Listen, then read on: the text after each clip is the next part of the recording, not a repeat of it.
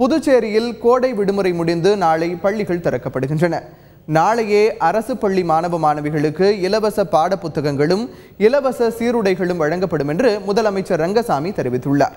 புதுச்சேரி மாநிலத்தில் கோடை விடுமுறைக்கு பின்னர் ஜூன் 2ஆம் தேதி பள்ளிகள் திறக்கப்படுவதாக இருந்தது.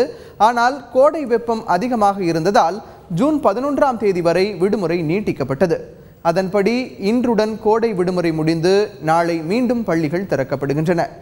அரசு பள்ளிகளில் பயிலும் மாணவ மாணவிகளுக்கு நாளையே இலவச பாட புத்தகங்களும் இலவச சீருடைகளும் வழங்கப்படும் என்று முதலமைச்சர் ரங்கசாமி தெரிவித்தார்.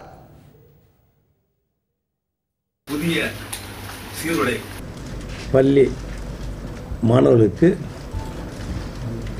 பாடநூல்கள் இரண்டும் நாளை முதல் பள்ளி தொடங்கிய முதல் நாள் முதலே வழங்கப்படும். சுமார் 1,15,000 மாணவர்களுக்கு சீருடையும் பாடநூல்களும் எழுதுபொருட்களும் வழங்கப்படும்.